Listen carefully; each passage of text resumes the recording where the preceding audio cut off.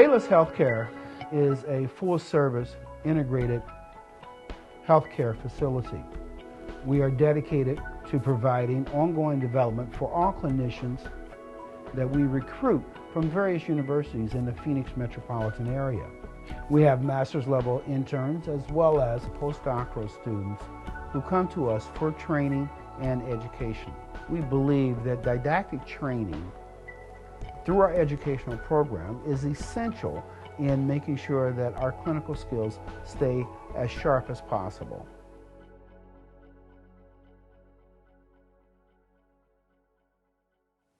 According to the American Pediatric Manual on Adolescent and Children, there are over 1 million children and preteens with bipolar disorder, as well as over 3.4 million children are diagnosed with depression. We're very pleased today to have Dr. Sheila Babandir, who will discuss with us the problems and difficulties associated with bipolar disorder in children and adolescents. I hope you enjoy our didactic session on bipolar disorder and depression with adolescents and children. Thank you. PANDA, positive alternatives to negative and destructive actions. Let me explain. A few years ago, I was doing my doctorate dissertation. This is part of my doctorate research. The title of the doctorate research was The Effectiveness of a Psychosocial Treatment Program for Pediatric Bipolar Disorder on Self-Esteem and Problematic Behaviors. That just seemed really long.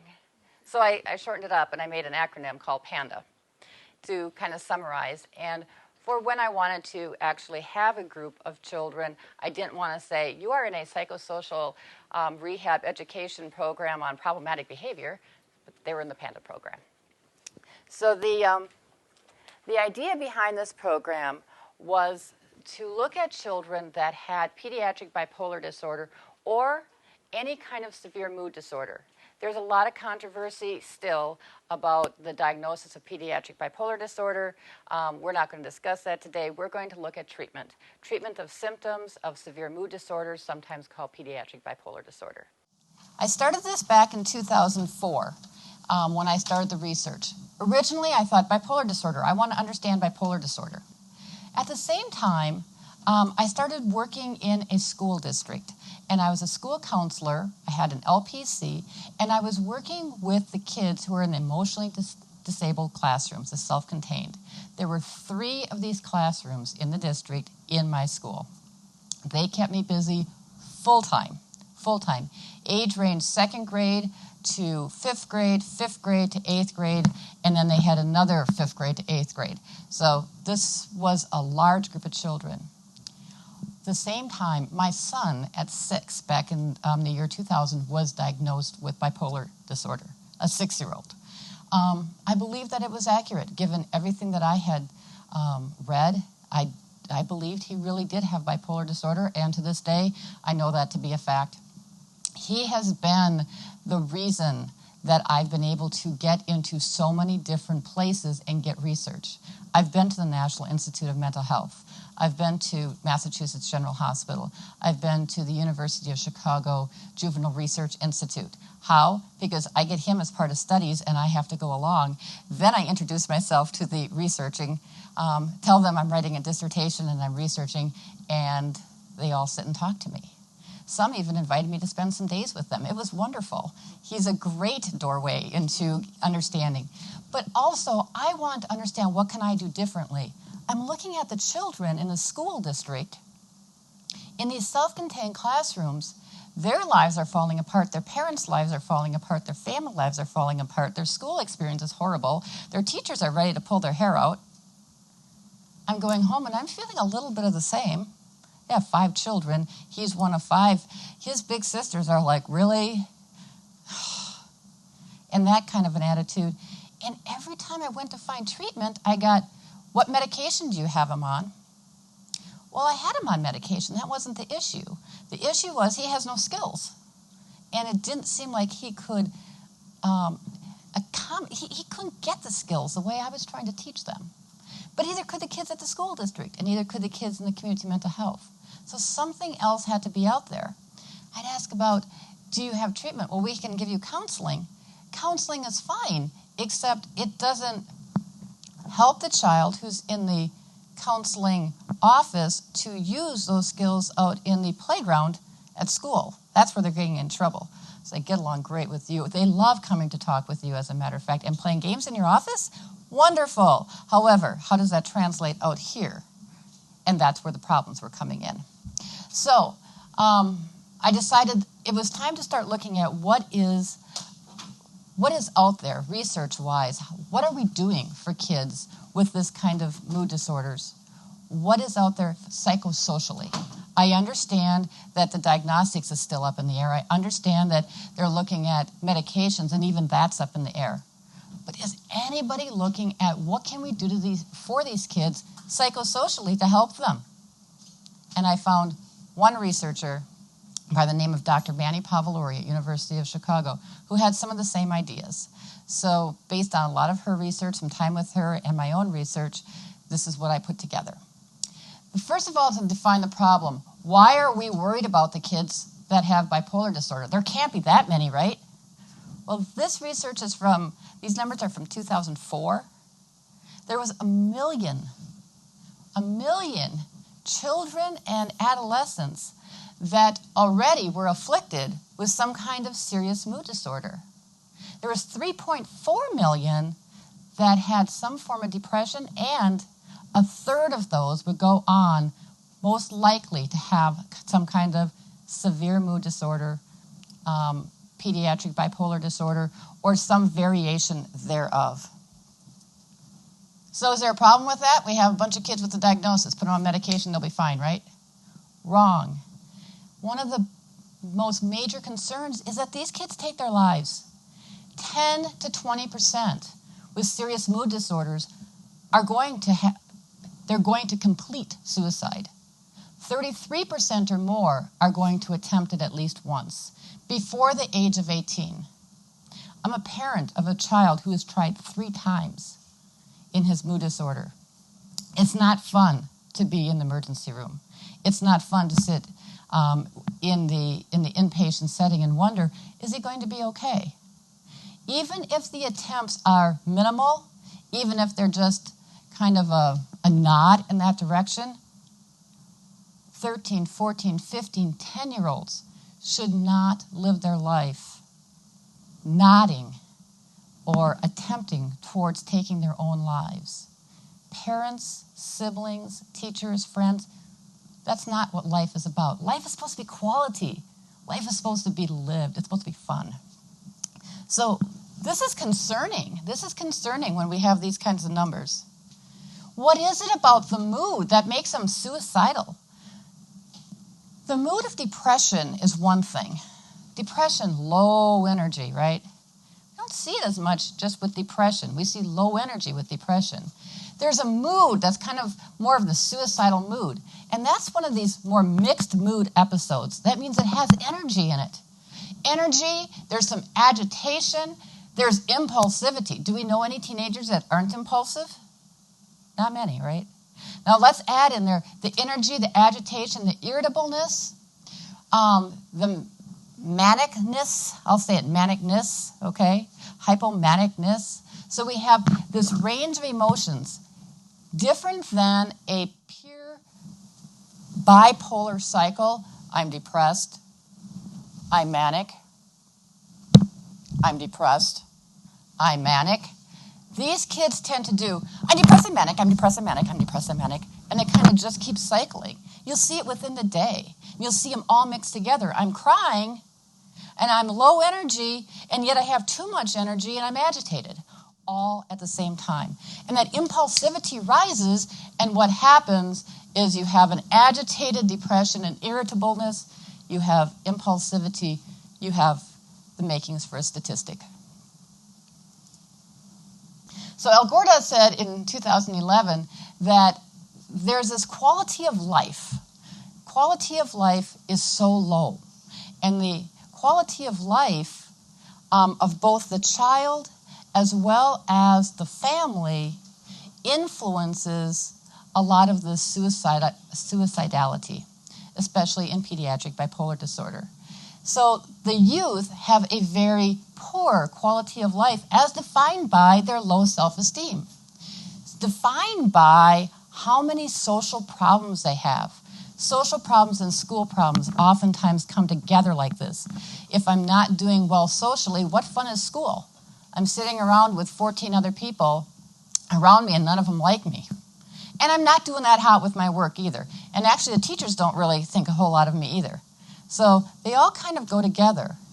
This is the major place children spend their time during the day. And then they go home. Well, if at home I have a low quality of life there too, because of me, there's a lot of family dynamic issues. There's also a lot of splitting in the family. Not just the clinical term of splitting where I side with mom or I side with dad. I'm talking about physical splitting in the family. I'm talking about mom and dad separating because there's so much arguing going on and they can't pull it together. I'm talking about siblings or the child themselves having to go live with another relative because we can't have them in the house. It's just too disruptive. That's the kind of splitting I'm talking about, and that happens more frequently than not in these families. The tension gets to be too much. Children that have these severe mood disorders tend to also have an underlying depression that they're always persistently trying to manage. So they've got these highs and they've got this energy up here, but underlying it all is a very persistent negativity, a persistent depressive attitude, and a persistent aggressive behavior. Even if they're not necessarily exposed to it, there's still that aggression that's kind of underlying all of it. There's also a lot of sleep difficulties. Sleep difficulties because of mood. Dimitri Papalos, in his book, The Bipolar Child, talks about the whole biological clock. And that for these kids, it's like the clock is not set. It's not set the way it needs to be. And it's not one of these that you can alter simply by, okay, let me get on a schedule and just keep to it and it's always going to work. It doesn't quite work that way. Here's another thing that I found, and I did not find this through research in the literature. I found this through talking to adults with bipolar disorder, children with bipolar disorders, and families through different agencies and groups that I was part of. There is something that the population calls the bipolar dream. Have any of you heard of the bipolar dream? Okay. The bipolar dream, this is scary. And this would cause me to have sleep difficulties. When you dream, considering you're all neurotypical people, right? When you dream, if you're starting to have a nightmare, what happens is the monster is after you. And you're running, and you're running, and you're just about to be attacked by the monster, and you wake up. You're sweating. You're feeling the anxiety. You're feeling the rush, but you're awake. And in reality, nothing happened. And so you're in a panic state. You might not want to go back to sleep, but you're okay. The bipolar dream is the monster's after you. The monster gets you. You don't wake up. The monster attacks you. The monster rips you apart. They dream very vividly, very graphically, very gory dreams, and they don't wake up to end this nightmare. They see it. They feel it, and they're experiencing it in their sleep. That's terrifying. I wouldn't go back to sleep. I don't want to go back to sleep when I wake up because I didn't get attacked. Can't imagine going back to sleep if I've dreamt that I have been attacked. This was a theme that came up over and over and over again, adults and children alike, talking about these kinds of dreams. And like I said, within their own community, they term it the bipolar dreams. The other thing that Manny Pavoluri talked about was the neurocognitive or executive functions.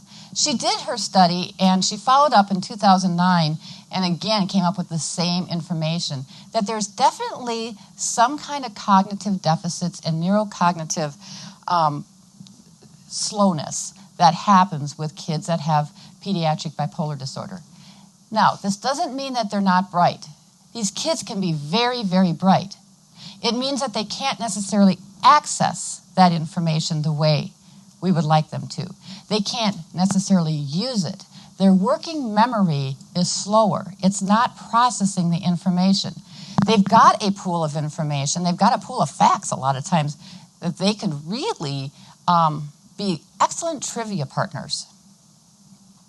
Trivial Pursuit, they probably have all the random facts you could want. However, how do they access it? How do they use it?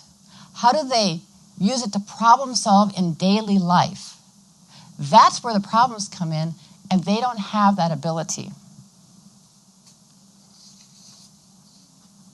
When you consider the whole child, and I want you to consider the whole child for a moment, not just the behaviors, the whole child, let's take a look at what life looks like. I get up in the morning, I've just had terrible, gory dreams. I'm tired. I can't seem to find any social skills to speak nicely to any member of my family, and now I'm going to go to a place called school where nobody likes me, and I'm having problems making sense of the material, and besides that, I'm going to fall asleep because I'm bored. The teachers already say I'm a problem.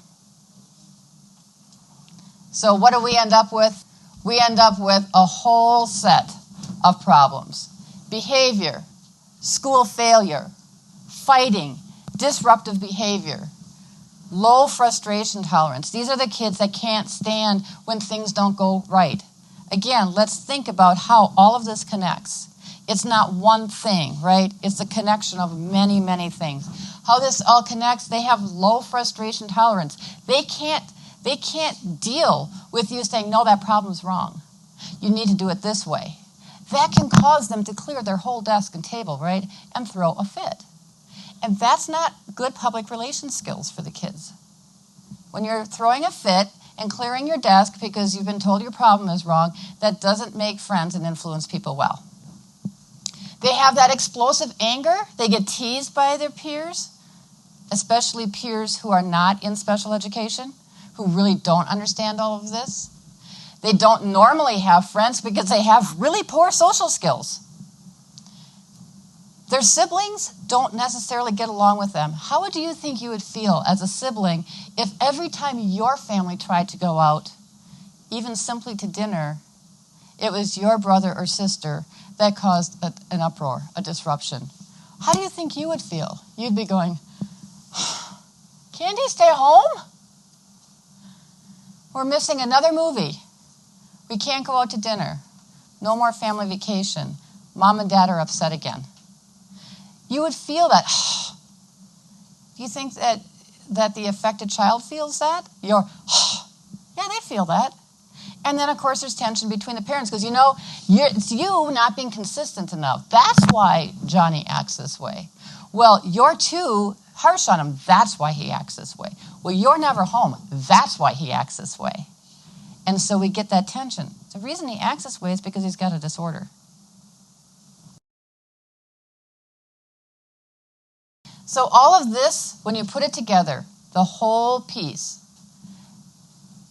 here's your key word, hopelessness. I don't have any hope. I'm helpless. I'm worthless.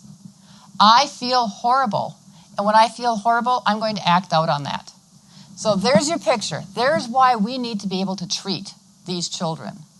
Because there's too many of them out there with this complex group of symptoms, with these family dynamics that end up becoming part of the symptoms. And I don't know if cart before the horse before the cart. Doesn't really matter. They intertwine. And these kids need treatment. So there's 3 areas where I want to focus treatment. But it's important that you look at how I have them numbered. The typical clinician, the clinical application would be, let's go right here. They're kids. They need to learn socially acceptable behaviors. That's key, right? They're not getting along at home and at school. They're not getting along with peers. So let's go in and teach them how to be socially acceptable. And how well are they acceptable? How accepting are they of that kind of intervention? I see a smile from the clinician. Pretty, right? Why? Why don't they want to accept that? Why don't they want you to come in, You've got a master's degree. What more? Why don't they want you to come in and tell them how to act socially acceptable? They don't see that it's possible. They don't see it's possible. They don't see that it's going to do any good. They failed before. They don't think you know what you're talking about because you're not them. They don't understand. They believe that someplace in their head, they're a bad child because that's what they've heard. Whether they've heard it with those exact words or similar words, that's what they've heard. And so they don't think it's possible. The number one thing that we have to do first is we have to teach them self-acceptance. I am okay. I can accept myself with all of my foibles, with all of my problems, with all of the behavioral outbursts that I have. I can accept myself. Number two is that I can learn techniques. I can learn techniques to lessen some of the problems. I can do it. And then thirdly, you can come in and you can teach them all those socially acceptable behaviors. Because then they're much more ready to listen. The front line of treatment, you'll always hear for a mood disorder.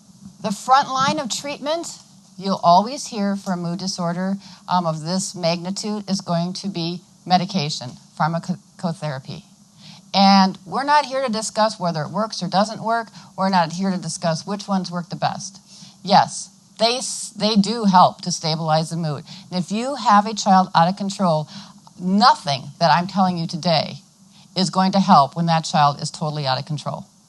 You definitely need to have some sense of stability so that they can even grasp anything that you're about to tell them or work with them on or work with their family on. Because when a child is clearing a table, tipping over a chair, harming themselves, breaking a window, putting a hole in the wall, hiding under a desk, they really are not in the best place to learn new behaviors. They're not listening. The one thing is in educating parents that you do want to know and you want to understand a little bit about the medications and what sometimes can have a side effect or not a side effect. One thing we do know with bipolar disorder, especially pediatric bipolar disorder, is there's a huge overlap between the symptoms of pediatric bipolar disorder and ADHD. And the ADHD kind of surfaces to the top. And our front line for ADHD kids tends to be a stimulant. And a stimulant for a child with a mood disorder goes and ramps them right up into manic. Okay, and you get the energy that can be pretty scary. So those are things to at least know about and to be able to educate parents on so the parents can talk to the nurse practitioner or the psychiatrist.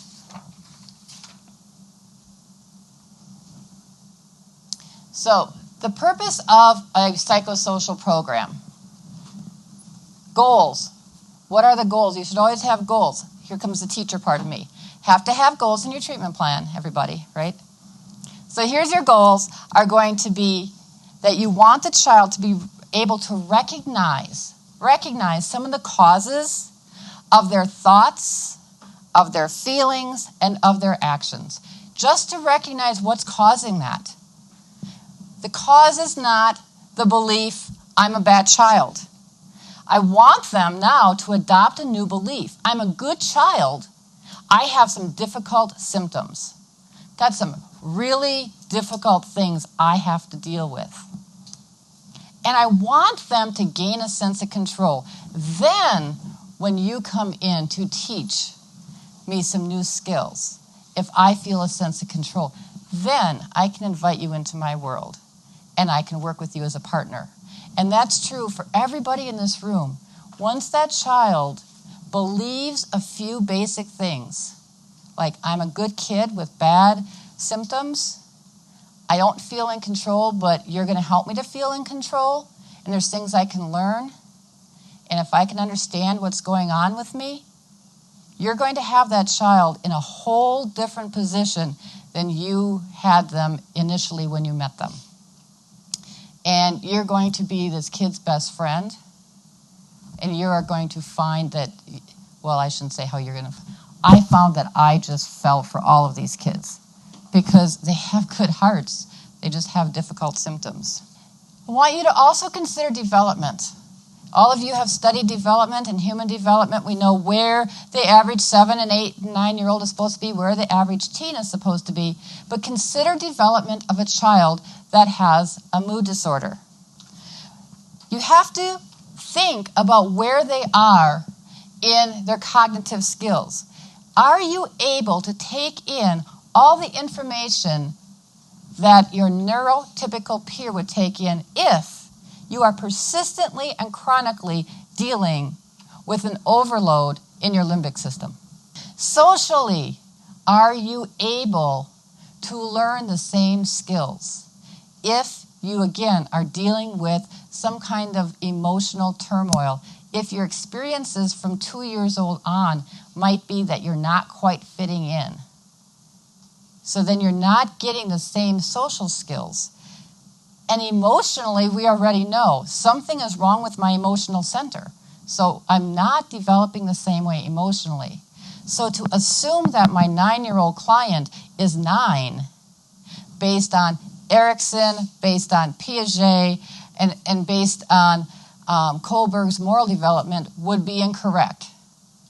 You need to get to know the child and find out where they're functioning so that you can bring your treatment, your terminology, your actions down to meet their needs.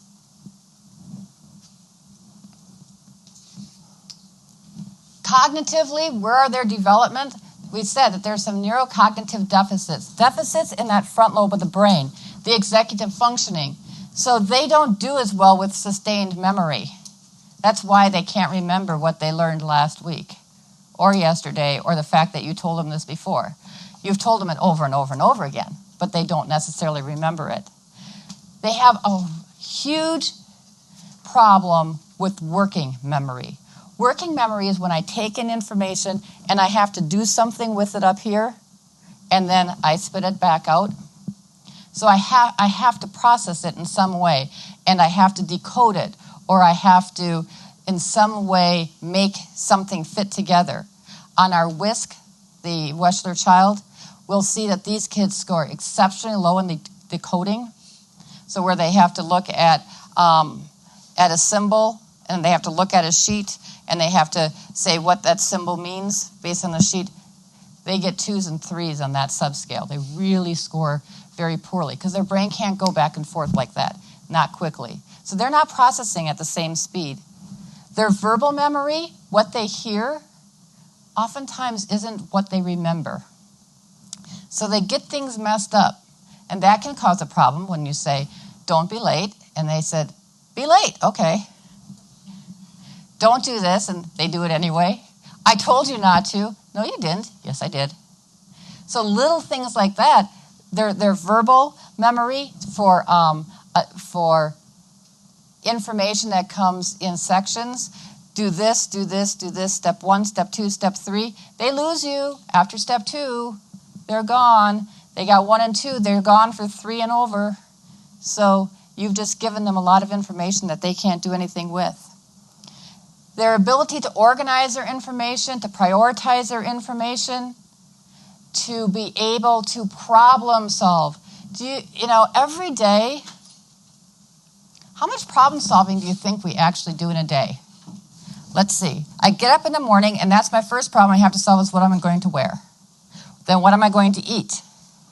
Then I have to problem solve how I'm going to act. See, these are things we take for granted, and our brain just does them.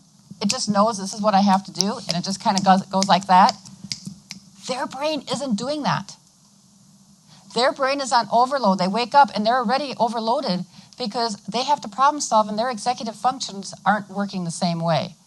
So their decision about what to wear, what to eat, and how they're going to get on the bus in the morning are 3 major problem-solving decisions that the rest of us take for granted that already have them snowed under for the day. Just things to consider that you're working with. The social development, that their reading of social cues is off, much like an ADHD child, but their reading of social cues will be skew towards the negative aggressive. Example, those are cool. Is that Batman on your sneakers? You making fun of my sneakers? He made fun of my sneakers. He doesn't like my Batman. Is that what he said? No. That's not what he said. He asked about sneakers. He asked about the picture on them. He actually thought they were cool. But that's not the way this child read it. Partially, this child didn't read it that way because in his brain or her brain is a negative lens. It's like looking at everything through, if I have on blue lenses, everything looks blue. If I have that negativity that we talked about several slides ago, that underlying depressive, aggressive negativity that is just inherent in this disorder, everything's got that lens. So I'm just assuming that's exactly what you were saying to me, that you were teasing me and making fun of my sneakers. That you don't want to sit next to me, that you're going to steal my pencil, that you're going to do something to me. I'm automatically coming in with that assumption, as wrong as it might be, with that assumption. And when I have that assumption, I will make it my reality. I cannot read your social cues. And on top of that, I'm very emotional. I'm one of these people that's up and down, and so I am literally creating a wave. A wake, you know, it's like skiing. You're just creating that wake. I'm just leaving people on both sides of me. When family, when friends, when peers, when they all feel pushed away because I've left this wake, they're not coming near me. Peers, we're talking about 9, 10, 11, 12-year-olds, they're not going to enter into a situation where they don't feel comfortable. They're going to go, I'm staying away from her. Oh, no, no way am I going next to him. That's trouble. And after a while, parents go, I'm exhausted. I need a break. You take them. I need a girls' night out. So we feel that tension, and that's what these kids are feeling too. Now, what happens? How do we learn social skills? How do we learn social skills? We learn social skills by being in appropriate social situations.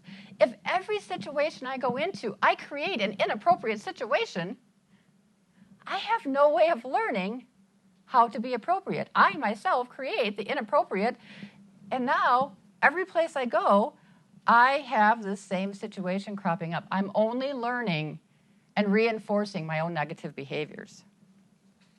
The fact is, I really need warmth. I'm a child. I need warmth. I need my mom and my dad to love me. I need someone to understand me. I need to accept myself and to quit hating myself.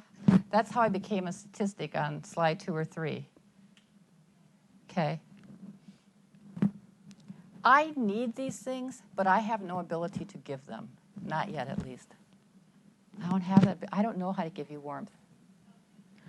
I don't know how to understand you because I can't even understand me.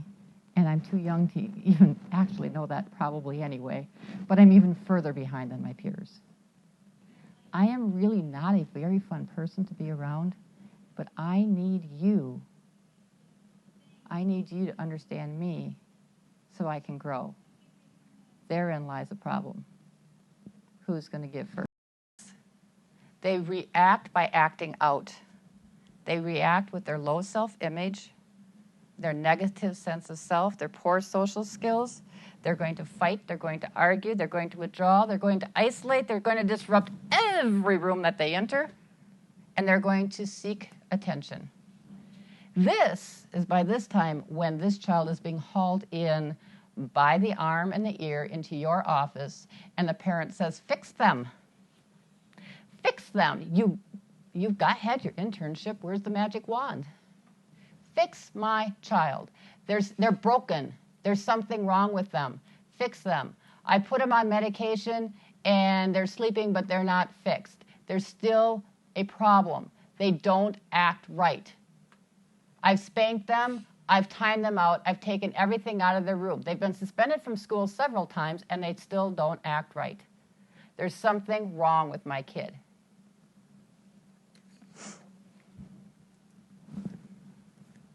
Emotionally, there is something wrong. They're struggling. They're struggling to really understand this depression, and they're struggling to be able to separate that emotion from the logic. They're struggling to react correctly to their states of mind. See, at 1 minute they're down here, the next minute they're up here, and it switches. And even while I'm down here, I'm up here and kind of in between. So I just kind of am reacting to everything on these different levels of energy.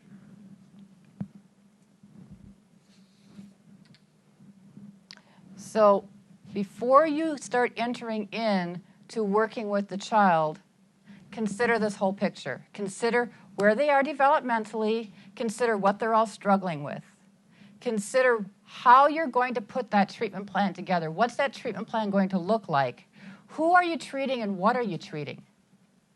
You're not just treating a behavior. You're not just treating one isolated incident. You're treating a whole child with a whole realm of issues, and you're treating them not at their chronological age, but you're treating them at the developmental age, which is going to be scattered all over. You have to think about this whole picture before you start your treatment plan and decide, what am I going to do next? Consider what they're missing.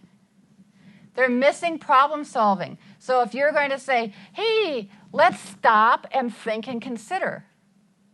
Oh, that's going to work, right? Before you act out, Johnny, and get into trouble, I want you to stop and think about it. We're going to do that little stop sign in the brain. We're going to just make stop and think about what your actions are going to cause. Think about the consequence. That's going to work. I'm going to teach them that this week. I love the smiles I'm getting out there because you all know that's not going to work, right? We have some problem-solving issues. And so they're not stopping and thinking. And as a matter of fact, that's going to set them up for failure.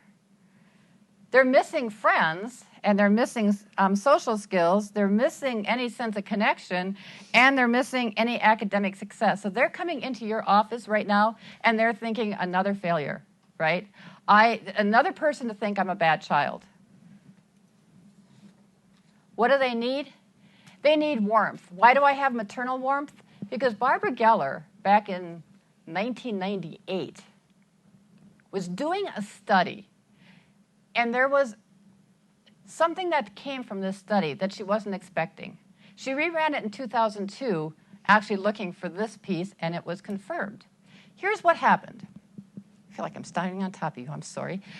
Here's what happened. Barbara Geller was working with bipolar children, and she was looking at what medication works the best for their symptom relief and to keep them out of the hospital. When she was doing that, she was also doing a demographic sheet on them. And she asked lots of questions about their family and their history, and she took a lot of information about who did what in the family and what their connections were. And here's what she found, that the medication didn't make much difference. They all worked at about the same level. But one thing stood out to be 4 times more powerful than anything else to keep those kids out of the hospital. And it was maternal warmth. Mommy to love. Now, I happen to be a mommy of a bipolar child. That's not as easy as it sounds. Maternal warmth and mommy's love when a kid is biting and kicking and hitting you is not an easy thing. Because there's a natural part of you that wants to go, oh, how did I get you? Why did I have a monster? But if you can set boundaries, have good self-care, and be able to see this child and go inside and see a different set of circumstances, and still be able to give some kind of love and acceptance, these kids did better. Not just a little bit better, they did 4 times better. So maternal warmth made the top of my list. But they also need a different approach to learning, because you coming in, or them coming to you, and you teaching them for 50-minute hour your new social skill, and to think and consider before they act, and to play a game, isn't necessarily going to teach them anything. And your hour is just another hour where they didn't learn anything, and they feel like they failed. They need a new sense of self-image. They need to know, who am I? Not a bad child. Who am I really? And they need to be able to respect themselves. Because can you respect others if you don't respect yourself? No, you cannot. And as they're entering into these teen years, that's hard enough if you don't have a mood disorder. If you have a mood disorder, it's darn near impossible. That first step has to be to help the child to reduce the sense of shame and blame and guilt that they hold inside. They need to find some kind of hope for the future. And they need to be able to identify themselves as a person and not a behavior. I am not what I do. I am Johnny. I am Susie. I got an issue. And I know I haven't done right. They have to take responsibility. I'm not clearing them from the responsibility. Do not hear that piece, okay? Do not assume I'm clearing them from all responsibility. But they are not their behavior. They are a child that has a disorder, and their disorder and the symptoms of their disorder causes them to act out in ways that are unacceptable. And because they have cognitive deficits, because they have social skills deficits, because they have mood and energy and emotional deficits, the way that we're trying to teach them to fit in and act socially acceptable doesn't work. We have to first start with building a foundation that they don't have. It's been cut down every time they've gone into a social situation, and probably every day at home as well, because that's another social situation. It's been cut down. We have to build up some sort of foundation. And that foundational piece has to eliminate and work to get rid of the shame. See, shame is usually linked to blaming. If I feel bad, I'm going to blame you so I don't have to feel so bad. So that's why it's never my fault, it's your fault. You know that, right? It's your fault. It's not mine. It's typically blame is attributed to bad parenting. It's the parent's problem. Bad mothering, bad fathering, split family, socioeconomic problems, lived with so-and-so, has a bad neighborhood, bad school, bad teacher, something outside of the child themselves. If the family feels blame and shame, even if the child is too young to be using those words themselves or figuring it out, they feel it. They feel that sense of it. And that's how we get stigma. And what we know is that when you put shame and blame together, you get a stigma about a disorder, a disease, a symptom. And when you get stigma, you get people who don't want to even say that they have any of these things. And if they can't say, I have a problem with my mood, I have a problem with how I take in information, I have a problem with how I understand the way to deal with society, then how am I going to get help? Because I'm not going to talk to you because you're talking about that thing that I don't want to talk about. Can't talk to you. I can't take your medication because that's going to have something, that's going to have a negative effect on my image. So I want to tell you a few stories about people who dealt with the stigma. Jacob is my son. When he was 11 years old, he's now 19, by the way. When he was 11 years old, I was going to be doing a speech for NAMI, the National Alliance on Mental Illness. We were going to the national convention. NAMI was something that helped me as a parent more than probably anything in the world because I got to deal with other parents, right? So I'm on my computer. I have NAMI on top of, I don't know, I was putting together a PowerPoint presentation or something. And Jacob comes in and he says, what's that? NAMI. What's NAMI?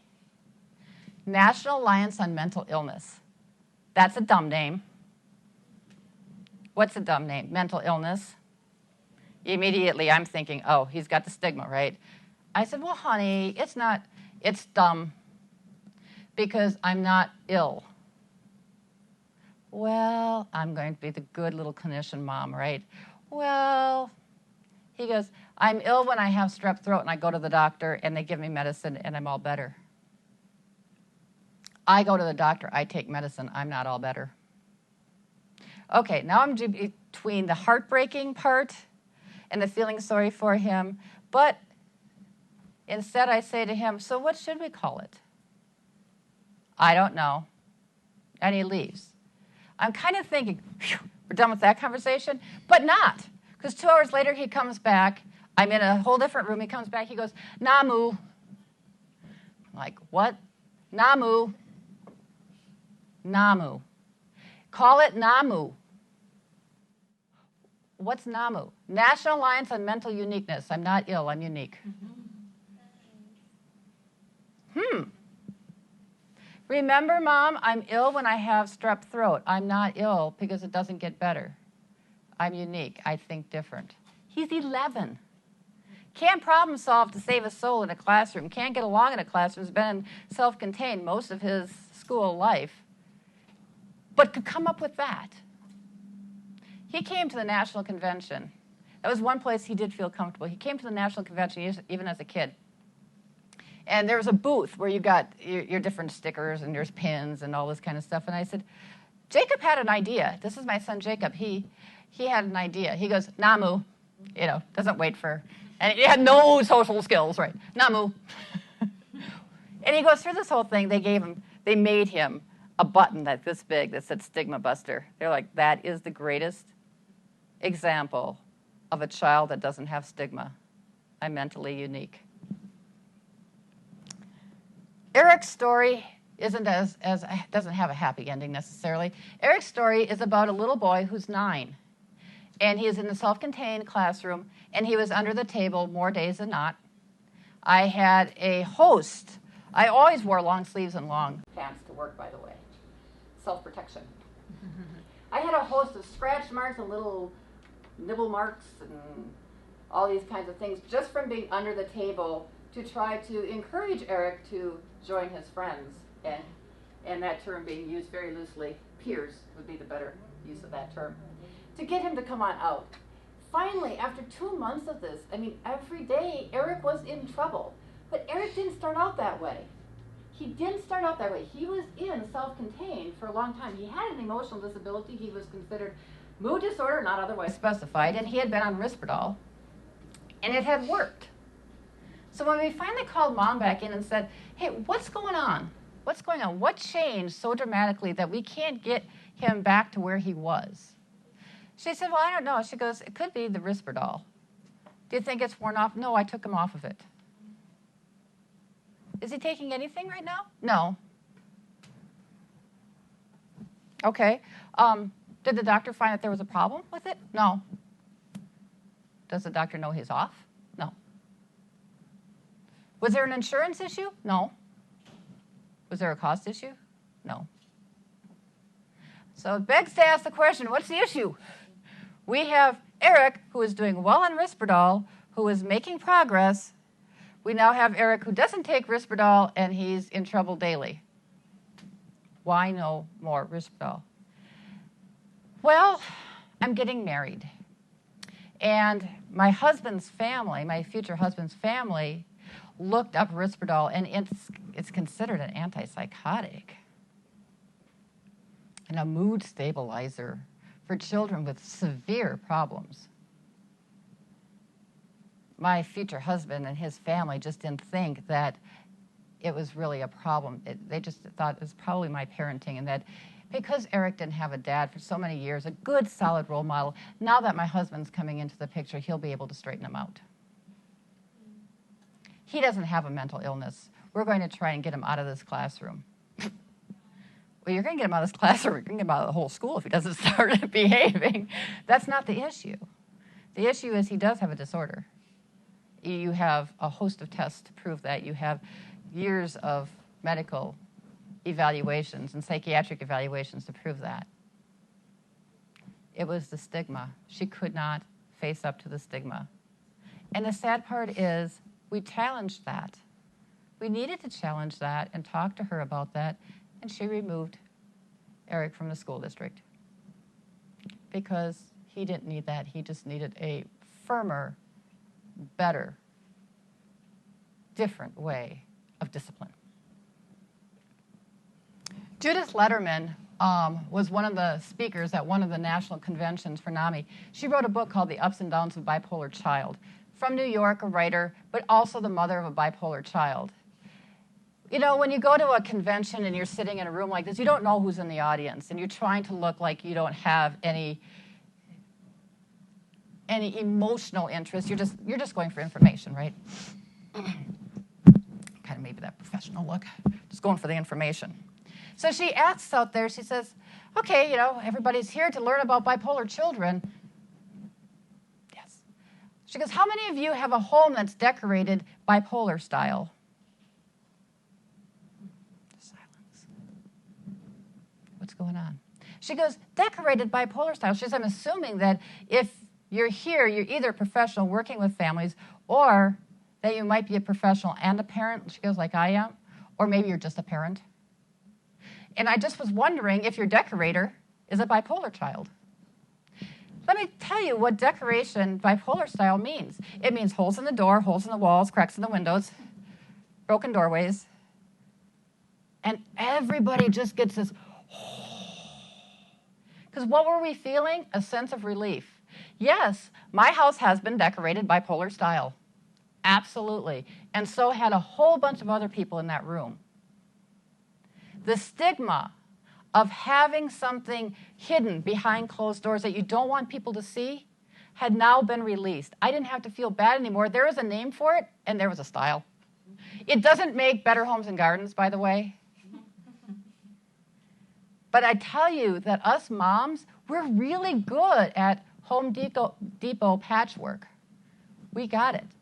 So we started talking about this, and this whole group of people who were sitting there like this for the first 5-10 minutes suddenly start interacting, and literally, I kid you not, she spoke for 75 minutes on her book. It was very interactive. We got together afterwards, and at 5:30 that night formed our own little support group. We had 24 people in the lobby all talking about our bipolar kid experiences as parents and professionals. The best way to get rid of stigma and to find help. We found hope, and so do these kids. When you start with instilling the hope, you will help them find the hope. And that is central to the whole process of change. They can't change their thoughts, they can't change their feelings unless they have some kind of hope. Because if they're hopeless, they're not going to exert any effort. Do you exert effort if you're hopeless? Who here is going for a degree right now? If you feel like getting your degree is hopeless, are you going to go to class? Are you going to bother to come? Thank you very much. So why would you even engage in life if you think it's hopeless? You don't. You become a statistic. So hope is one of your core anchors. Kimberly was one of my students. She was not in the self-contained. I'm not sure why. She needed to be there, but she wasn't there. Kimberly's mom was also depressed, and we know that depression and mood disorders also is genetic and has a lot of genetic tendencies. We see a lot of it in the same families. And Kimberly was depressed as well, but hers came out in a different way. She looked kind of oppositional, defiant. She looked like somebody who was just trying to make life difficult. And she said, as she talked to me, because I was a counselor, I was a safe person, she said there's really, nothing that she could do different in her life, that life would never be better. Life was never going to be better. And the reason? Because her mom told her that. Her mom told her that life was never going to get any better. And the reason that it wasn't going to get any better, well, there was lots of reasons, but one of them was because of her behavior. She was a bad kid. Mom was already depressed. Child was already had a mood disorder, and so life wasn't going to get any better. So since it wasn't going to get any better, I might as well just act however I want to every day. And what she was learning was that the more that she cleared off her desk, the more they called me, the more she had one-on-one attention. So we were reinforcing negative behavior with a positive reward. Well, I decided to quit working with Kim because I was the positive reward. And I needed to work with Kim's mom a little bit. So I had Kim's mom come in, and we talked about hope. We talked about how to change life. We talked about how to do some very simple things for your own self-worth and self-esteem. And it was through that work that it was the first step. Because without Mom being hopeful, I couldn't work with Kim to have Kim hopeful. And so that was the first step. It was a baby step. And I did go back to working with Kim, and I'm going to show you in a few minutes the very first step of working with kids to help build that sense of hope. Cody is another one. He had the why bother attitude. Why should I bother with anything? Because nothing is going to be different anyway. I live with my grandparents. My parents have disowned me. He's 8. Parents don't disown an 8-year-old. In his mind, they had disowned him because he went to live with them. Again, that family splitting. I'm living with them. My brothers and sisters are living with Mom and Dad in a different house. I'm living over here. I'm separated from my family. So there was no bother. There was no reason, nothing that he could see he could do to change the situation. And the message he's getting from his grandparents, you got to stay here. You can't be involved with anything because, why? You are hopeless. You're hopeless. Why are you hopeless? Because you're a bad kid. You just can't make a good decision to save your soul. You're never going to amount to anything. And Mark was another one. But Mark was a little bit different. Mark was diagnosed with a severe mood disorder, and Mark did not want to ever come to school. He was totally hopeless. As a matter of fact, he would get off the bus and go the other direction instead of into school. He had some very severe problems with being okay going into the classroom. And they kept bringing him in to see me. And we were working with depression and anxiety until one day I had him do something. Mark was 9, okay? And I had him do something, and I said, can you put down the word whether you're sad or mad? And I realized he couldn't spell sad or mad. The cognitive disorders for him was actually the primary problem. It's because of his cognitive problems stemmed out to a mood disorder. We got Mark tested and found out that he actually had an IQ of 64. He was so severe in his learning disabilities. I really don't know how he learned as much as he did. But he was so severe in these learning disabilities that he didn't understand anything. He felt hopeless because they kept passing him on. Because he was a big kid, and that age. They kept passing him on, but the problem was he just was falling further and further behind. Therefore, his mood getting worse and worse and worse and worse and worse. Positive reinforcement happening. Why? Because he got sent home and suspended for mood, or sent over to my office because of acting out. And actually, when we got him into a self-contained learning disabled classroom, Mark lost all of his mood disorder within a year with no treatment other than, hey, I actually can learn to read. So hope comes in all different forms. So that if we're going to instill some sense of hope, some foundation, we have to have these children understand that I'm a person and have some kind of self-identity. Poor self-identity is affiliated or associated with aggressive behavior, with anger, with disruption. And children's identity comes from how they see themselves in the mirror. It's that looking glass self. You've heard of that, right? I am who people think I am. So one of the activities is to build a new positive image. And how do I go about building a positive image? Well, I needed to find a new way for them to describe themselves. Now, a lot of you being students, you know that in your textbooks, you get theories, and sometimes your textbooks will give you some direction as far as interventions. Everything that you're hearing here today, as far as my interventions, is my creation, for the most part, of me laying down and going, what's going to work? That's where you have the art versus the science of counseling. It's when you understand the theory and what needs to change that you're able to take that and come up with, well, then how do I intervene at a level that's going to work with this child or this family? And if I understand that what I need to have is a new way, a new foundation, a new way for that child to describe themselves, and I have to come up with something creative to do. And what I've done is I created the name game. We've all played the name game, right? Find positive things to describe yourself. So I have them put their name down the side of a sheet of paper. And they can, of course, decorate this however they want. And I have them put something that they like, just something that they like, or a positive about themselves for each letter. Now, these kids need a lot of help. Don't be afraid to help them. That's fine. I even took, like, these softballs, like you get for little kids, and I just have different words on them. So I could toss them a ball, and they could look around on the ball to find different words that might describe themselves. They can have other people help them. They can, because actually, that's even better if your friend or your peer can tell you something that's good about yourself.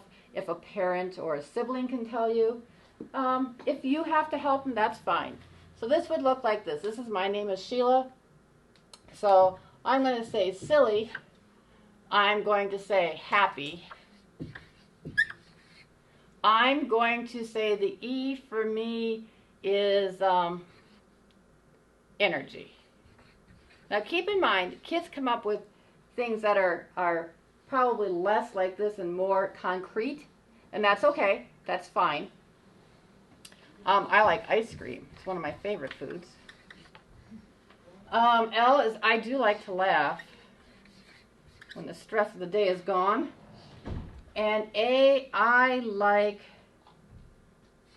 airplanes. I don't like airports, but I like airplanes. This took me 2 seconds for me. This is going to take your child about 20 minutes to complete one of these, depending on their name. Hopefully they're not going to have a name that has a lot of Y's and Q's and Z's in it, but you know, you work with whatever you have. You then take this and you make a story from it. In the group form, I'd say, I wouldn't even ask for volunteer. I'd just say, okay, let me see yours. And I take you and I have you stand up next to me, and you're going to be all nervous because you're the first one, right? And I'm going to say, group, I'd like you to meet Sheila. Sheila is silly, and she's happy, and she likes to laugh. She's got a lot of energy. Her favorite food is ice cream, and she likes airplanes. Group, please welcome Sheila. And everybody claps, right? What do you think happens after that? First of all, what's that? They all raise their hand. I want to be next. I want to be next. I want to be next. Okay, I want to be next. And for every child, you go ahead and you can do the story. But it's important to do in the story, not just the words, but the whole story. Add as much as you possibly can to this story. If they want to be part of it, that's great. Get them involved. I've had kids come up, can we do our last names now? So the idea is, why did I pick a name? Well, at school, how often do we do names at school? How often do we write our name? Oh, about 5-6 times a day. For every worksheet that you have, for every test that you have, your name goes on. If I can have this as what my name means, I now have something, a visual that I keep writing over and over and over. Better than a positive affirmation that adults do, right? I'm writing this over and over and over.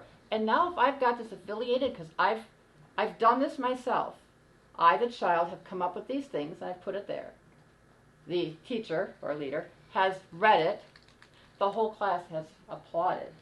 At the end, I read them all again, reminding them who they are.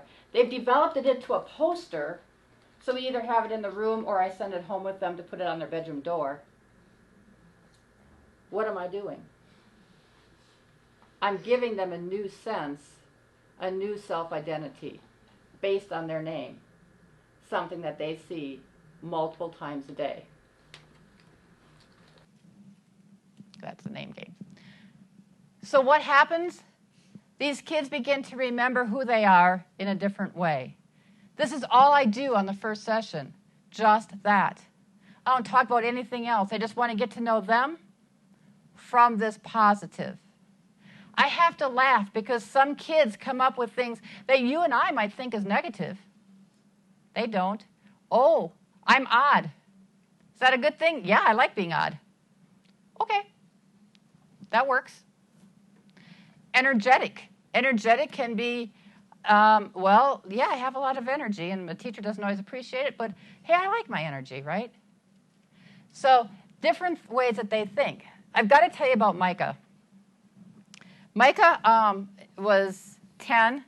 He had a severe mood disorder, not diagnosed as pediatric bipolar disorder, but on Risperdal, on Depakote, on clonidine at night. Child was heavily medicated for the age that he was, and used to have a lot of suicidal tendencies. Comes from a family where mom is diagnosed as bipolar disorder. 3 brothers, all of them like 9, 10, 11 years old. They're right in a row. All of them have mood disorders. So it's nurture, it's nature, it's the whole combination going on. But Micah happened to be in the class that I was doing my study in. So he was getting the full benefit of a very structured 8-session program where we were working on things in order. He got to take home his poster and put it up on his wall. The parents always had where they could contact me if they actually needed to, even though I was just going into the school. And she contacted me one day, and so I ended up going over there. She was part of the behavioral health system, and I was working in the behavioral health system, so it was actually probably a good thing. So I went over to the house, and Micah is all over the place, and he's threatening to harm himself, and he just has behaviors. And I looked at him, and he was just wild. And I said, Micah, right here, look at me, Micah. Who are you? I'm out of control. I love that when a 10-year-old tells me that they're out of control. It's like, that is so not their words. Really? But who are you? And he was looking at me like, what are you asking me? And I said, what does your name stand for, Micah? Oh. I said, you got a poster up in your room. Go look at it. What does it stand for? And I honestly today cannot remember what the M, I, C, and A all stood for. But he went up, came down, repeated to me, oh, that's right. It stands for, whatever the 4 good things were. I said, so that's who you are. So what is this out of control stuff? This is a 15-minute intervention after, we worked on these things probably a good hour that day or a couple days before. And all it took was redirecting him to who are you? Foundationally, who are you? You're not an out-of-control kid. So once we get that, then what's going on? Okay, so Micah is this. Now I know who you are again. Now let's sit and talk about what's going on in your head, what's going on, why you're having this behavior, why you're having these symptoms. And I like to call them symptoms. Why are you having this? That was a great redirect. I remember Cody was another little boy. Same Cody that you saw before. Cody was another little boy. He saw me in the store one day. He comes up, he goes, hi, Dr. Sheila. I said, hi, Cody. Do you remember me? I'm cute. That was the C. I'm odd. That was the O. I love dogs and yo-yos. I said, I do remember you, Cody. His mom says, cute, odd dogs and yo-yos. There's no more Cody. There's cute, odd dogs and yo-yos. But that was the way that now they can identify with themselves. That's building that new positive image. The next piece is then having to go from the positive image, I'll close this so that we have a blue background instead, to now we have to talk about the difficult stuff, right? What makes life so darn difficult? And we have to be honest. We can't sugarcoat things here. There's no sugarcoating. But we also don't have to use words that accentuate the negative, like weak, needs improvement, things like that. Let's just talk about what makes you different. Let's talk about the focus being on the problem. What's the problem? And one of the ways that I like to do this was, these are spec studies. These are actual images that come from a brain. I got these from NAMI, from their national convention one year, through the National Institute of Mental Health. They had a whole brochure. I picked them off. I copied them. Hopefully I'm not copyright illegal here. So I changed for the kids, I said moody and sad. All they have to, you don't need to be a neuroscience major for this, by the way. This is what's different about the pictures. Now, all of them see themselves as being moody or sad, so they all get that much. That's why they're in a self-contained classroom, right? What do you notice different about the pictures? What do you guys see? Think like a 10-year-old. What do you see different? They look different. They look different. What's different? The left has the most blue. What's that? The left has the most blue. The left has the most blue. This one? This one has the most blue. Okay, so the normal brain has a lot of blue. What else do you know? What do you notice about the moody one? Has a lot more spaghetti. Has a lot more what?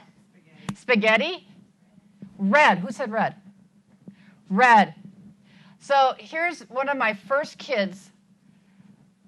That one has red hots. That one's got a lot of red hots. It's perfect. I loved it. I got to use that. I got a lot of mileage from red hots, right? Listen to what your kids have to say because they come up with great things that they understand. I'm like, it does have red hots. You're right. So what do you do when your brain has red hots? Now, do I really expect that these kids know? I don't, but you know what? They surprised me. They did know. I hit my sister. I rip up things in my room. I kick my mom. I do this, I do that. So when you have red hots in your brain and it goes moody on you, you do something like hit your sister, punch your brother, rip up your homework, kick your dog. Ooh. So your brain gets red hots and that's what you do. Okay, do you see where we're going with this? What's the difference between I do this or my brain gets red hots and then I do this? This is the cause. Red hots are the cause. My brain gets red hots. I'm telling you right now, I don't know how your brain got red hots. I can't control the fact that your brain has red hots. That might be something that we can control through medication, but yes, you are moody. Your brain has red hots. You act out. Okay, I've now been able to separate. I'm a good child. I am cute, odd. I love dogs and yo-yos, right? And I have a brain that has red hots. And when my brain gets red hots, I do these things. We have a progression of how I'm understanding what's going on in my life. Well, let's take a look at some of the ways that we can express our emotions. This is the next thing. Kids love to play with Play-Doh. By the way, Play-Doh makes a disastrous mess on the floor. Model Magic dries better, cracks less, makes less of a mess, a little more expensive, probably worth it in the long run, especially if you have a private practice or an agency that you don't want to have a totally room floor. Just saying. So mood monsters are a way of further separating the problem of what you're feeling, and you're putting it into a form. A form because as a monster, you know what we can do to monsters? We can tame monsters. Animals, monsters, things can be tamed. So now I'm taking myself from being the problem to being someone that has symptoms that are problematic, and now I'm ready to start listening to you, my therapist, because you're going to help me learn how to tame the mood monster. And mood monsters can be made in session. Mood monsters can be made at the beginning of group. They can be made during group. Mood monsters are a visual way of explaining how I feel. Do I really know what those are? Heck no. Do I need to? No, but I know that this one was not feeling particularly good. He had some kind of fishy thing, has his mouth wide open. It looked kind of like it's going to attack. This one was sad. Just a plain old I'm sad, I'm type of thing. So if we can see a physical representation, we can help them put with that a word to describe it. Because doesn't language get in our way, especially if we're a child that has some cognitive problems of slowness as well? Our vocabulary isn't very expansive. I know mad, I might know sad, and I know happy, maybe scared. I've got this basic 4, but can I really express what I'm actually feeling? Sometimes we can put added words to that. And the mood monsters, plus it's a physical, tangible way of being able to express how I'm feeling. So those mood monsters help to discover what the emotions are, because now I, the adult, I, the therapist, I'm the one with the master's degree, remember? I'm the one who can add some words to what you are showing me. And I can give you some ideas for some words. I can help you put a picture or an object to that feeling, and I can begin to see, in my understanding, what does that feeling mean to you? So if mad means, okay, that's different than if mad means. There's different feelings that go with that, and I can help you better to talk about those feelings or to manage those if I understand them better. I also can share that language with those people around you, your teachers, your caregivers, your parents, maybe even your older siblings if you have older siblings. Another thing I would do is teach children how to use a mood chart. You can find mood charts online, you can buy them, you can make them. Make them simple, just with faces. Do something, maybe the child can help you put it together. Have them start marking down their mood so that they understand what's going on. If they can identify it for you by circling a number, circling a face in the morning, one at noon, one in the afternoon, one at night, one before they come to see you, one after they come to see you, they get used to it. How many of you, within here, if you use the Scott-Miller outcome rating scale? No? Do you know what it is? Okay, it has faces on it. For kids, that's the perfect mood chart. That'll work. So being able to become aware of the moods and how to use it is a great way for you to get the child more involved in their own therapy. You can also then begin to expand their emotional vocabulary. So if you do faces, now you can start putting words under those faces, right? You can give them new words to use. They love to learn new things, especially if they are commended for it. They get a star for it, a sticker for it. They have a new word that they get to use that their friends don't know. Another thing that you can do are games. The games for the kids, I love to use a picture dictionary where I would just go to clip art and get different pictures of different faces and let them come up with words. And they could make their own little cards with that. There's also a website, do2, the number 2, learn, learn.com, that has ones that are already done for you. It's actually a website for kids with developmental disabilities. In case you have any of those, it's just an awesome website. But they do have that. Do, the number 2, learn, learn.com.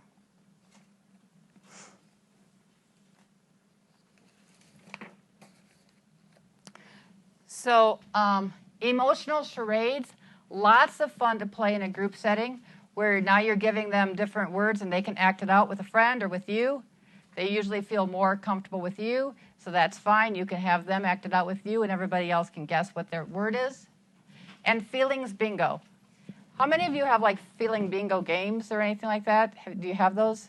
You can order those online as well. But this is how I do feelings bingo. I do it at the end of a session with a group. And the first time we're just using faces, right? I draw out the word and you have the face. The second time, I draw out a word, and before you can put your little marker there, you have to tell me an instance when you felt that way. The third time, I actually draw out instances, and if you have a word that would match the feeling that would go with that instance, you get to put your marker. So it kind of builds on the whole concept of I feel such and such when such and such happens. Why is that important? What did we talk about earlier that would make that important? Anybody? Labeling the feelings as the moods as separate from themselves, Externalizing the problem, labeling the feelings. Also, what is the mindset of kids with mood disorders? Aggressive, sad, angry. But what if I have something good that happens to me? Do I know the words for happy? Do I know the words for content? How about joyful? How about excited? Does excited always have to be manic? So we're trying to teach them this different range. And what is normal to feel if you get a good grade in a class? Excited, right. What is normal to feel when you're just at home, you're done with everything, and you're watching TV? Content. It's a normal feeling. So we're trying to kind of normalize and show them there's normal ranges of feelings, and there's ones that are out here.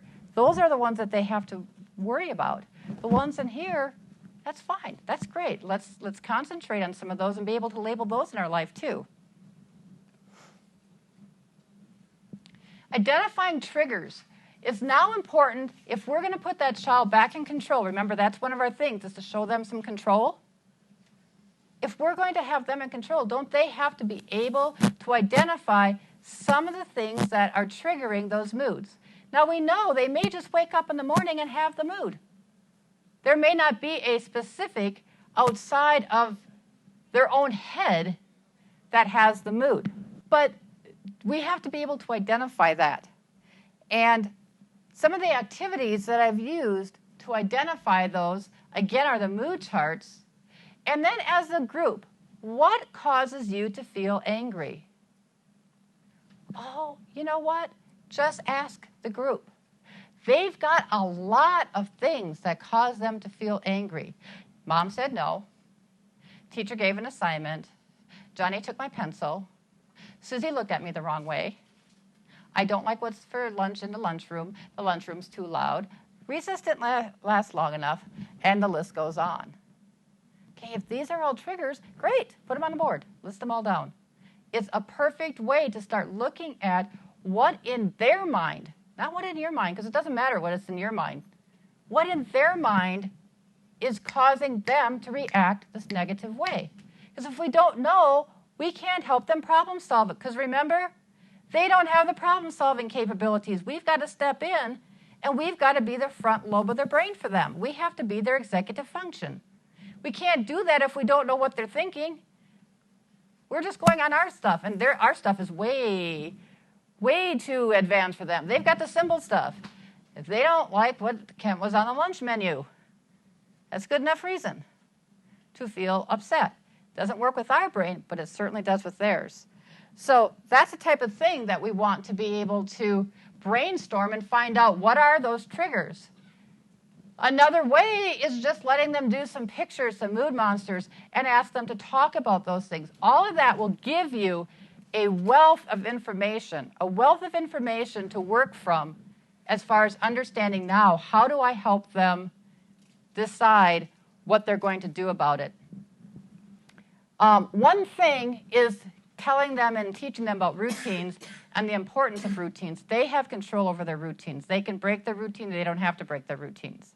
Routines will help normalize everything and give them control. Routines for bedtime, routines for morning, routines for schoolwork, routines for after school. It really causes a lot of stabilization. And helping them make those routines so that they understand sleep cycles, medication times, and meal times. These are concepts that are hard for them, but a routine is not hard.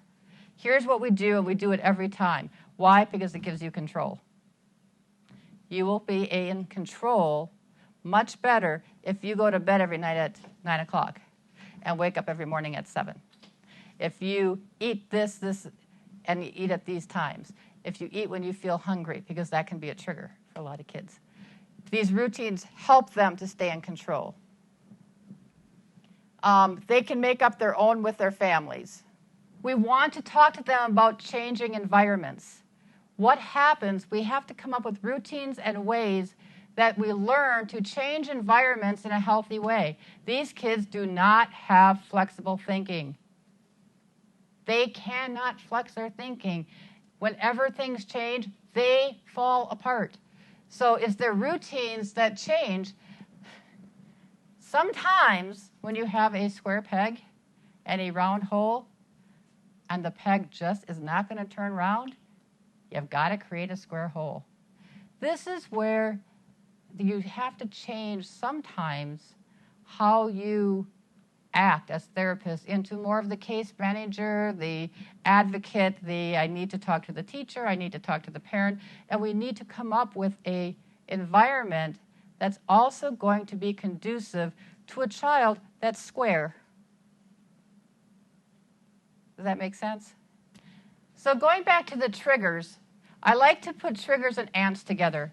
Ants are automatic negative thoughts. That's coined term from Dr. Daniel Amen, who's big on the ADHD. He's a pretty popular author. He coined a term, automatic negative thoughts, as ants. And what are these? These are those thoughts that we have. Okay, this goes along with their triggers, right? Most of the time, those triggers that they are experiencing, that are changing their mood, are coming from some kind of thought that they're having about the fact that Susie just took my pencil, Johnny commented on my shoes, Mom said no, and they're having a thought about it. And this is what you need to have happen. You need to find out, what's the thought? What is the thought? And again, asking them, especially in a group format, what is the thought? Give them an example. You know, when my mom says no, I think she doesn't like me. You think that too? Because I know my mom likes my sister better. My dad, he hates me. He hates me, especially hates me when I bring homework home. My dad wishes I was never born. I hate school. My teacher hates me. You have this whole string of negative thoughts. So here's the activity. You make a nice big black ants out of construction paper with legs. You know how you can fold them so that they're kind of like springy and have them stick on it. Remember, kids, you got to keep their attention. You got to keep doing something. So they get this nice big ant. They understand that an ant is something that causes that mood to change. Because an ant is a thought. It's a bad thought. It's a black thought. And you have them write in their own handwriting, right on the back of it, what the thought is. Don't worry about spelling. This is one time we don't have to worry about if we spell it right, as long as you know what you're writing. And for really little kids, a picture is fine. But most of the time, you're going to be working with 9, 10, 11, 12, 13, 14-year-olds. They can write on the back of their ant. They can share what's on their ant. And then we have a ceremony. Ants go on the floor. And what do we do with the ants? We stomp the black ants. What are we doing besides getting rid of the negative thoughts by this action? We're using what? We're using our energy. We're using our body. We're using a different sense, right? And we're getting rid of something. This is a good way to get rid of negative energy. I've just thought it, and now what am I going to do with it? I'm getting rid of my black ant. Okay. In adult therapy, cognitive behavioral therapy, all of you know this. I know you know this. What do we do when we have a negative thought? We do what? Dispute it. What else? Reframe it. Kids don't do that.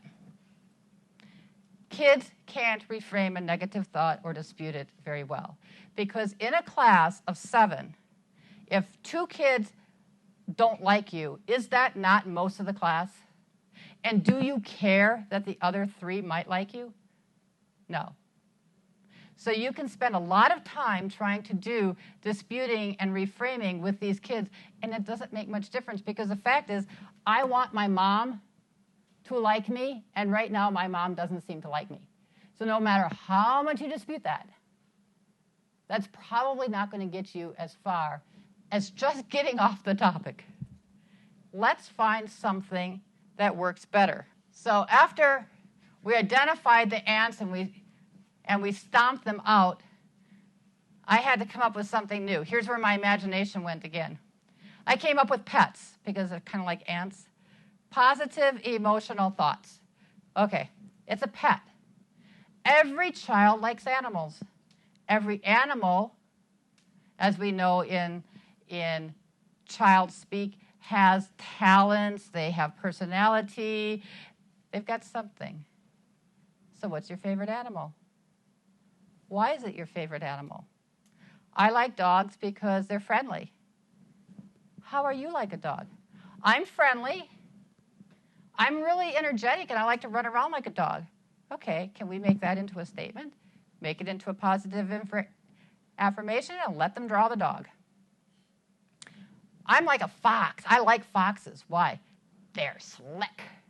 Are you slick? I am. Well, what does that look like? I can think really good. I can think really good like a fox. And we allow them, and I say pets, so that we don't get into things that we can't keep as pets. So we can't get into things like, the fox was a little out there. We don't have foxes as pets usually. We don't have elephants. We don't have things. We have fun things. We have cats that like to isolate, and they're kind of, they can be cuddly, but they don't have to be. We can have gerbils. We have hamsters. We can have snakes. Yeah, we can have scorpions. We can have a lot of different things as pets. The point is allowing them to come up with the positive, and do they have any of those positive qualities too? So what we're looking for is positive qualities. It's a way for them to build affirmations. And we put that into the affirmation. So now when I'm having this ant thought, I can switch it over to the pet thought. Ant to pet, ant to pet, ant to pet. And they get used to doing that. Kids are great at copying. Have you noticed that if you're working with kids? They're great at copying things that they really understand and they take to. They like animals. They like games. They like things that motivate them. They like to talk about themselves in a good way because nobody ever listens in a good way otherwise. The routines, do they like to do it? Not so much, but when you can put it in with the rest of this, so if I have control over what I do and I don't allow my brain to get the red hots because I have a routine that controls the red hots and I have choices over that, that gives them a little bit more structure and a little bit better control over themselves. So now we have to also teach them how to express those emotions and how to express them safely. Because they know how to express it loudly, violently, aggressively, none of which are acceptable. So how can I learn to express those emotions? Sometimes expression doesn't mean using my voice. It means also using my whole body. And sometimes it just is using every different sensory part of me. Perhaps I do that through art. I use my hands. I can be talking while I'm doing it. I can be making. I can be smashing. And I'm tactily grounding, DBT, right? I'm grounding by using my tactile abilities. Or perhaps I want to just paint a picture and express myself and use all kinds of gross colors. And maybe I want to use my fingers. Maybe I don't want to get them dirty. It really doesn't matter. Perhaps I want to listen to music. I want to dance. I want to run. I want to sing. All of it has one thing in common. What's that? It uses what? The body, activities, creativity. What's it doing? It's taking the focus off of these negative thoughts, these behaviors that I normally do, and I'm putting it onto what? A different way of using my sound, my voice, my tactile abilities, my creative abilities, my body. I'm using my energy in a different way. And here's the key. I'm not going to get in trouble for it. So these are the things that we usually take to the child right away and say, hit a punching bag. But if I don't like myself, I don't believe in myself, I don't know what's happening, all I'm going to have any of you ever seen the movie, what's the name of it? Can't think of it right now. It's about somebody from the mob, and he's with a therapist played by Billy Crystal. Analyze this. And he says, sometimes when you're angry, you can hit a pillow, and he takes out a gun and he shoots up the pillow. that's about it. You know, our kids, they can't just hit a pillow and feel better if they don't have the rest of this to build on. That's going to help them maybe in the moment, and that's great in the moment. But what we're trying to do is create change, right? Create more of a long-term change.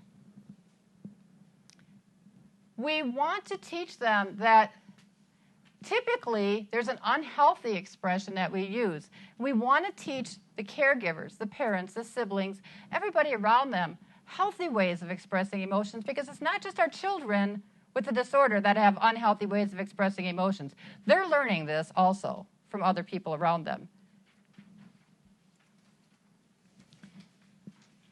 There's something called expressed emotions, and research on expressed emotion goes all the way back to actually working with schizophrenic families.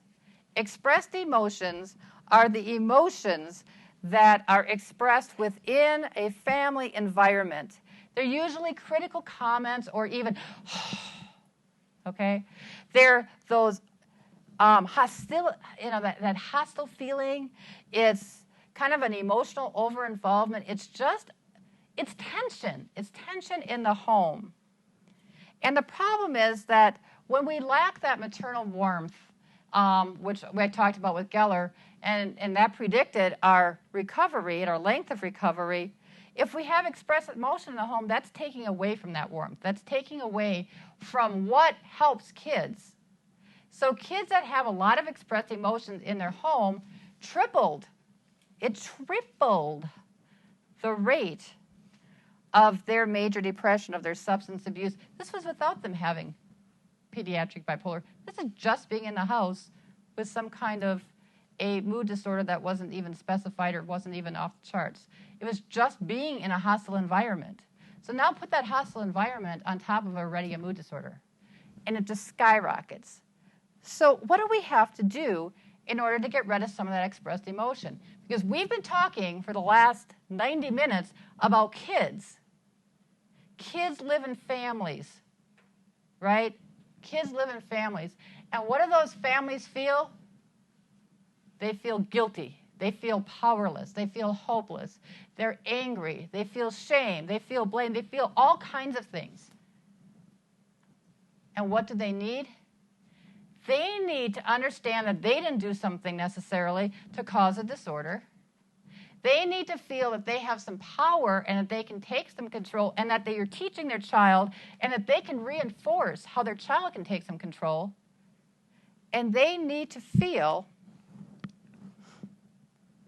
that they are going to understand what to expect, so that nobody's going home with false hopes. Nobody's leaving your sessions thinking you had the magic wand of Argosy University or ASU or U of P, and you spun it around and you fixed their child. That didn't happen, okay? That didn't happen. There's some expectations. There's things that are going to set off the child. Families need empathy. They need to know that others are in that situation, just like I talked about the NAMI convention. And once we knew that, we had a 5:30 group of 24 people. And all we were talking about is our own experiences, and it felt really good. We need to be heard without judgment, and that's where you guys come in. When you can sit and be Carl Rogers with mom and dad and caregivers that first session, and just be Carl.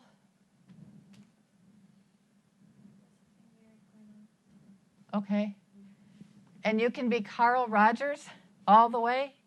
You're listening without judgment, and they really need that. They need to know that somebody understands and cares. Parents need support, and that's where you can give them. Find your resources. NAMI is a great resource. There's online resources. There's it used to be CABF online. It's now Balanced Minds, I think it's called. Website. They have online support groups. You know what? Finding a babysitter to go to a support group is tough. If you can find one online, it might be worth the time to do it after the child goes to bed. Sometimes they need some distance. They need some time away. They need to be given permission. Your case managers can help get respite for the kids. Regular babysitters don't work for these kids. That will last about an hour and a half. Okay, that doesn't work. They need to feel accepted, not just for themselves, but for their child. They need psychoeducation. Family therapy works very well. So you have times with the kid, but you also bring the whole family in, and you give everybody the chance to do name. You give everybody a chance to see, how do I express my emotions? You give everybody a chance to learn what it is that the child's learning. You teach them those coping skills. Those are all the things that you do anyway. Those are not new to you. It's the order in which you do it and the understanding by which you're taking on this project. You're seeing the whole child and the whole family, and you're seeing how it has to build. And that's the purpose of the program, was to see how it builds and does it in an order that works better than just going in and taking 4 sessions to try to change a behavior and then being unsuccessful. Okay, so I told you in the beginning this was research. So very quickly, did my research work? My study was, did an 8-session psychosocial treatment program work? Did it help their self-esteem? And did it lower some of the problematic behaviors, especially those that around social skills, around attention, around rule breaking, and around aggressiveness? And the quick answer, was it successful? Yes, based on a pre and post Achenbach with family, with teachers, and a Beck Youth Depression scale, Beck Youth Inventory. I was able to show that self-esteem did rise quite significantly after about 10 or 12 weeks. I was able to show self-esteem, take that back. Self-esteem defined as accepting and believing new ideas about themselves, lessening the underlying negative thoughts, building confidence, building some positive family and social interactions. I was able to show that social problems could be reduced. We could reduce them. Medication helped because it took away some of the anxiety so that they would engage more fully in their social environments. Social problems being defined as that they acted more positively with those around them. They felt more united. They accepted their peers more. They had a lot better focus on some of their academic needs as well. Medication helped. They did better with their attention problems. And we think that that was because we were giving them some very specific things to do, and especially things that help them to focus on self-care and to put things in order and to do things as far as a routine and to do checklists. We were teaching them those skills. So I really think that's what was helping that. Was it helpful for reducing rule-breaking behavior? No, it didn't. It didn't. They had lots of still small rule-breaking behavior. I think that was because we didn't actually talk about specific rules. And I think you have to go in at that point and do one more layer of therapy and working with actual behavior modification for some of those things. Did it reduce aggressive behavior? Okay, I have to laugh at this one. With medication, yes. Without medication, it actually accelerated it. So why did it accelerate aggressive behavior slightly if it didn't have medication? Well, I was guessing that maybe it's because their social interactions were increased. So if your social interactions are increased and you have more better self-image, that you had more opportunity, but without the medication, you couldn't control the rage piece. Because we know that the rage piece, we really have to work with medication to reduce some of that impulsive rage piece. So we need further review. How do these programs help? What are the implications? The implications are that if we can devise some way of working with this really large group of kids and not just over-medicating them or trying to medicate them so that they behave, but actually teach them some skills, what we're going to do is we're going to reduce our cost of adult care later on. We're going to reduce the statistics of self-harm, of hospitalizations. We're going to reduce how many families fall apart. We're going to be teaching them how to manage. There's my information. You have, as far as I can tell, about 10 minutes for questions. Willing to answer just about anything that I can answer for you. So I went through that really fast. That's 6 hours condensed into 2. You mentioned a little bit about how in the group you talked around the circle and did their names like that. We rarely have the opportunity to use groups, and so it would be more individual. Do you think it works better if it is a group? So maybe try to use their siblings or some other people from the family? Or do you It think worked it's better really, alone? really well. It works in any direction. It does work individually as well, but I really love the way it works in families, because the family is your social organization, right, in any child's. So if you have a chance to work with the family, even for part of a session, and have every member of the family doing this, and basically defining who they are in this different way, I found that it really worked, and it helped the parents. The parents were like, gosh, I haven't even thought of myself that way.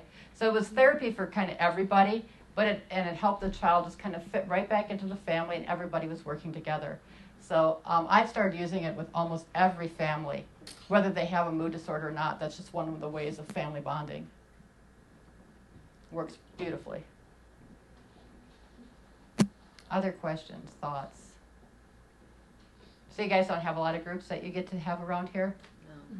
I was thinking about a group for the parent too, sorry.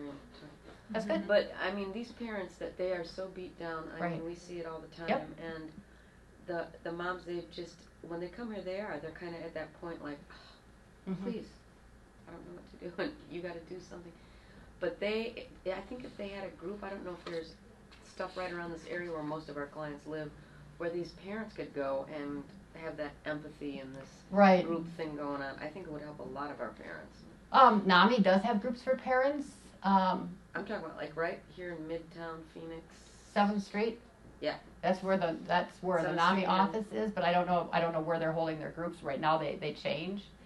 But the other thing that we did, and I used to work for Impact, and what we did was, especially in the summer, we'd have a kids group, and then at the same time we'd have the parents group, and the parents group was run by parent support partners.